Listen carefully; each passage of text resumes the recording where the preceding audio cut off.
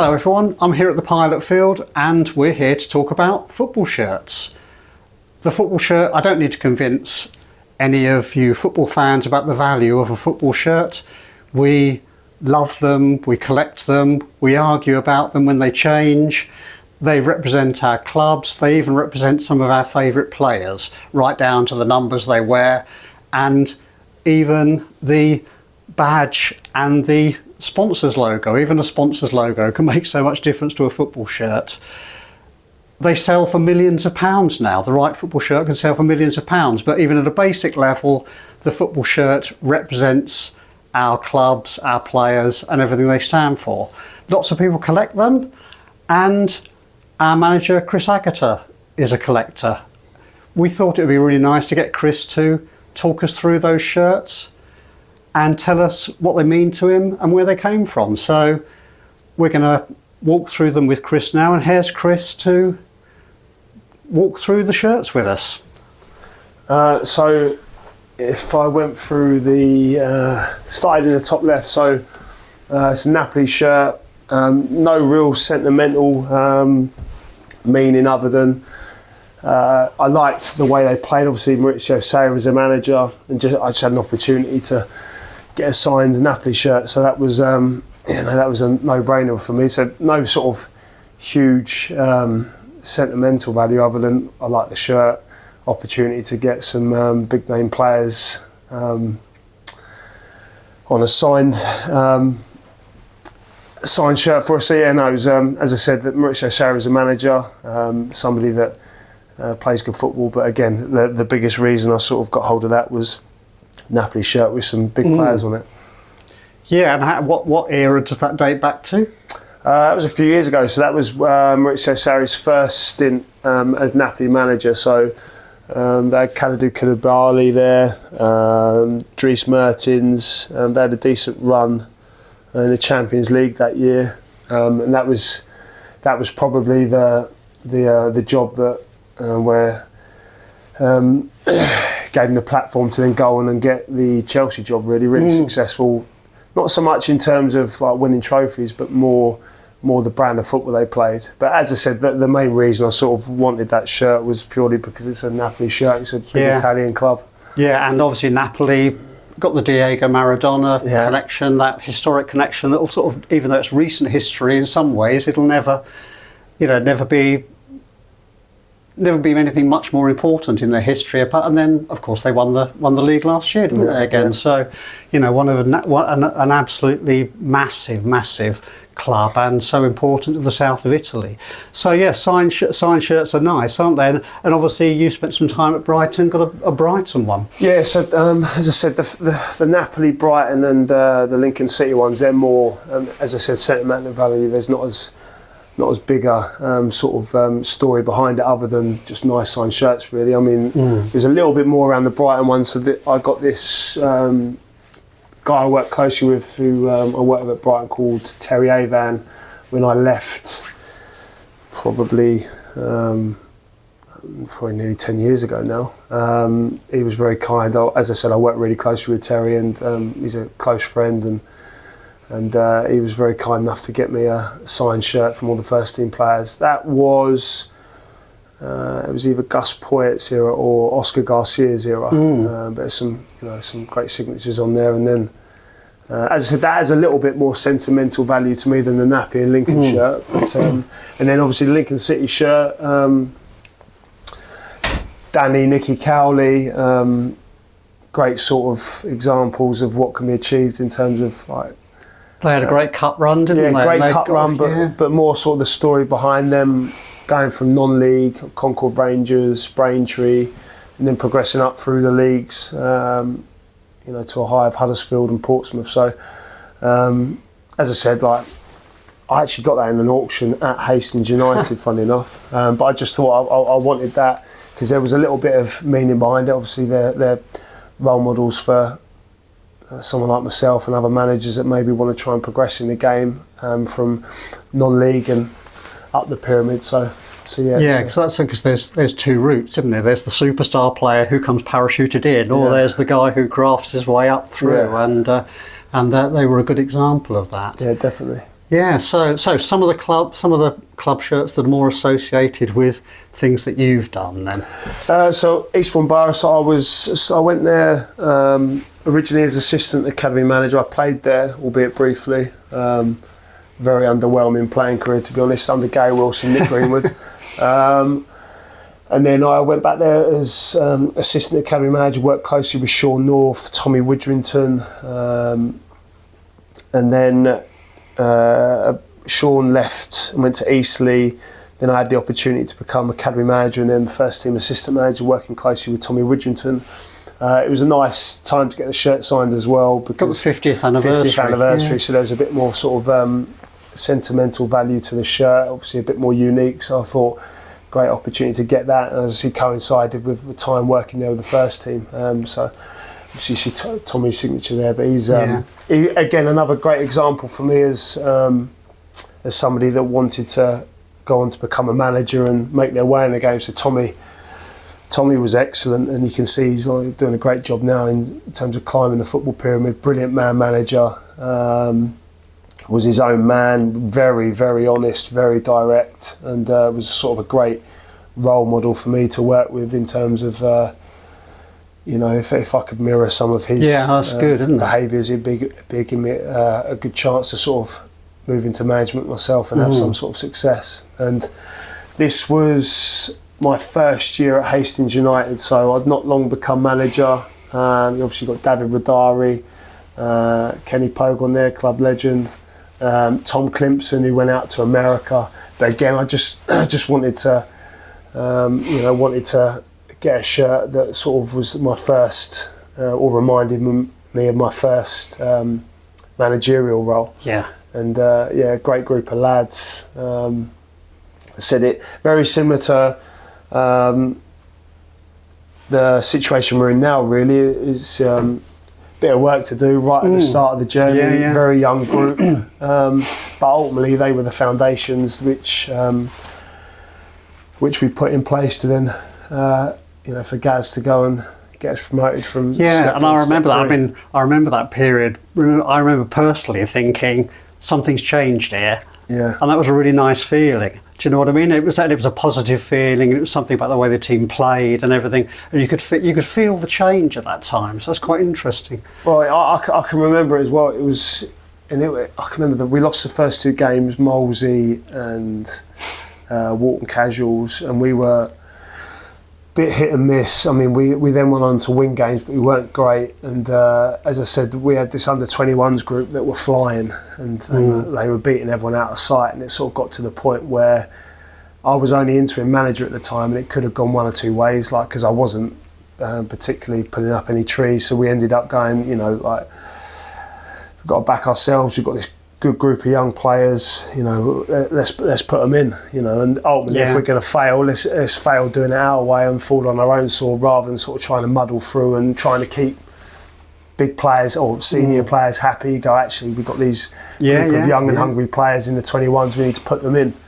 And then it was it was Shoreham where we ended up getting a last gasp equaliser. And I genuinely think that day, if we hadn't have got the equaliser, I probably wouldn't have lasted much longer. On little things, Mark Robbins and Alex Ferguson. Oh, unbelievable. Crystal I can remember Dejon Golding hit one from about 25 yards, and it went straight in, and we ended up drawing the game 1-1.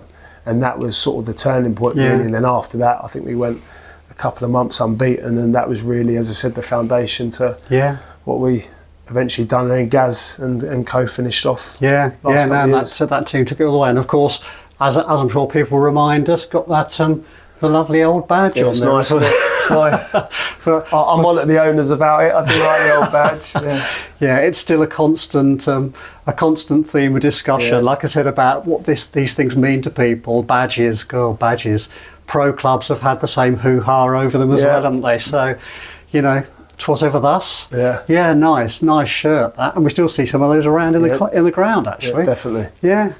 But then, so if we moved on, I'll do it in sort of time order. Sorry. So this was a shirt given to the football club from obviously Celta Vigo. So we went on tour, arranged by Ben Dean, Metin, Unbelievable tour, one of the best football experiences we've had. Took us about 2 weeks to get down to Spain because we drove there, which was a long time. When we eventually got there, I can remember Celta Vigo's training ground. We were driving up through like the hillside, and you're thinking, part of you's thinking, are we going to turn up at the wrong place here? Because you're going through literally houses there, and you're driving through a really narrow road, and then you get to the top of the hill and it comes out and you've got Celta Vigo's training ground. It's beautiful. And as I said, played against Celta Vigo's under 18s. We lost 4-2, but brilliant experience. Level of football was through the roof. I mean, that whole time away in Spain, we played Celta Vigo, Deportivo and FC Lugo within the space of a week, and the level of football was some of the highest levels of football I've ever seen. What a lovely experience.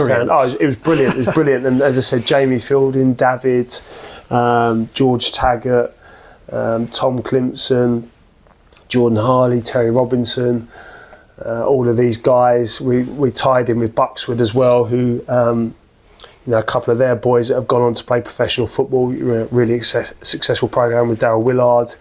We took some players from Buxwood. It was just a brilliant experience. Yeah. So, and then this one. All I would say about that, I love the idea that's got a zero alcohol beer as a sponsor. Yeah. I can see that flying in this country, can't you?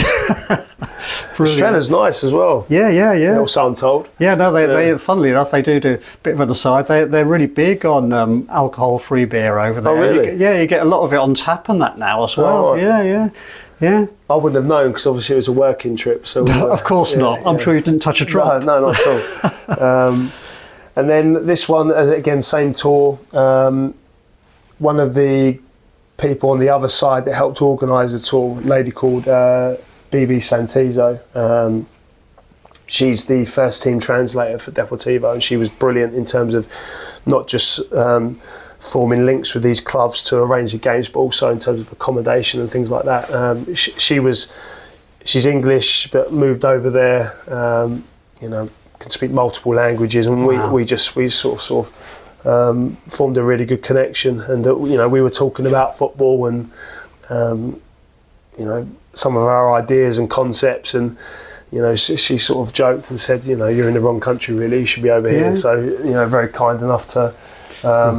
I think a lot of people would dispute that. I think you're probably in the right country, as far as we're concerned. Yeah, but it was just interesting because I know what you mean. Yeah, you said like the way that we were trying to encourage Hastings to play. I mean, it was, but with as I said, when we went out there, the feedback was we were the nearest. When we played Deportivo, we drew at Deportivo. It was a really, really good game of football, and the feedback was you guys are the nearest thing in terms of style and approach that we've played to Atletico Madrid. Yeah, in terms of possession based and wanting to have control of the ball, but out of possession, really aggressive, really front foot. And as I said, it was the club done itself. Real credit, and those relationships that we formed then are still strong now. So, wow, good. So that was brilliant. Who knows? Yeah, it'd be lovely to go back there, wouldn't it? It would be. Yeah, I need to talk to the owners like pre-season tour. Right. Yeah, wow. Yeah. Come on, beyond that, wouldn't we? It'd be nice. This one. So I worked. This is going back a few years. So this a nice shirt then. Yeah. So when I was working, before I worked in the academy at Brighton, I was started off in the community programme, which is basically like now the Brighton Foundation. And I worked closely with a guy called Gary Hart, who's obviously a Brighton legend, played millions of games, been right the way through the football pyramid with the club. And he was just starting out on his coaching journey, and me and him, probably unfortunately for him, he got put together with me. There was myself, Gary Hart, and then we had another guy we worked really closely with, Jamie Boyd, and we sort of formed a bit of a trio within the community programme. And part of that was there was a charity football match that was arranged, and I was lucky enough to play against Gary. Gus Poyet played. I think Dean White might have even played for Brighton, or had a cameo. You had Charlie Oatway, Tarico playing. So it was a brilliant game, and as I said, like really formed a really close friendship with Gaz, and after that game I said to him, I want your shirt, and he was very kind to give it to us. Yeah, so that's one of them. Sort of obviously they all have, these ones have a real sentimental value. Them ones not so much. It's nice, but this one's a really important one for me. Yes, as I said, he was brilliant because obviously he's played at the highest level against the best players, and he was great for me in terms of my confidence as a younger coach starting out, when he's turning around and going, do you know what, you're not bad at what you do. So when someone like Gaz says that, there you go. It's what you want, isn't it? Reinforcement. Yeah, it was great, great sort of feedback, and give us the confidence to move forward with it. So that's a really important one, and a really nice shirt. It is nice. My wife was pleased to get it out of the house because she doesn't really like the green and black. So. Oh well, I would argue that. Yeah, I know. Yeah. And then obviously Jamie Fielding, first coached Jamie when he was 11, 12, and he was about that tall. Yeah. I can remember he always had problems with his knees, so he'd play one week, wouldn't play the next. But great mentality, great attitude, desperate to do well. And obviously he was with us at Eastbourne Borough, couldn't break through at Eastbourne Borough, whether that was through where he was at level-wise, or whether there wasn't a pathway. I think it's probably a combination of both. Comes to Hastings, and as I said, he's a great story really, because he went out on loan at Little Common, Eastbourne United, wasn't pulling up trees at all. And then it was just almost like a light bulb moment. I mean, he used to be an attacking midfield player, centre forward. And then, and this was at Eastbourne Borough. Then in training, we were doing match prep, and Jamie was on the other team. And to be honest, we didn't have the numbers. So I said to Jamie, do me a favour, Jamie, just go in and play at centre half. And he was playing against a guy called Josh Street, who had just broken through to the first team. He was a really exciting young player. And Jamie didn't give him a kick. And I thought, that's interesting. Yeah. And then from that moment, it was just a complete accident really. And just, from that moment there, we thought, he's aggressive. By this point, he was now 6'2", 6'3", great athlete. You think, really coachable, wants to learn, wants to kick on, great mentality. You think, well, actually, maybe he's got a chance playing as a defender. So we ended up converting him as a defender. As I said, joins us at Hastings, goes out on loan. It was amazing. So when he eventually come back to the first team at Hastings, within the space of 6 months, he went from being taken off after 20 minutes against Faversham because he cost us 2 goals to being the best player in the playoff semi-final, to then moving on to Stevenage and getting signed there. So he was, his story's a great example of it's not just a straight line to get to the top. It's or to get into professional football. It was up and down, and even then he obviously got the move to Stevenage, made his first team debut, competitive debut away at Salford in the first game of the season. I can remember watching it live. We were on our way up to Tooting and Mitcham, and it was an early kick-off, so we ended up watching it live. And as I said, he made his debut there, and he's obviously dropped back down again now with a view to hopefully going back up. So it's not a smooth journey, is it? Not by any stretch. And that persistence, and such a good player. And we've produced a few, haven't we? Yeah, he's one of a few. So we've produced a few that have gone on and done so well. Yeah, he's a great example of mentality, attitude towards his work, really professional, arrives early, does all the extras, stays late. Super professional. And I think if you look at Jamie, if he didn't make it, it wouldn't be for a lack of trying. So he's left everything out there and he's squeezed everything out of himself. So a really, really great example of what can be done with the right mentality. Yeah, brilliant. Well, that's fantastic. That's really nice. So we've been through the back wall. Hope everybody found that interesting. That's really, really fascinating just to hear the stories behind those, and a lovely one to end on. We'll leave it there because we've got an appointment to keep, haven't we? So, and what we'll do, we'll get back. Chris has got a few other shirts. we'll be back with a part 2 of this in due course. Hope you enjoyed that.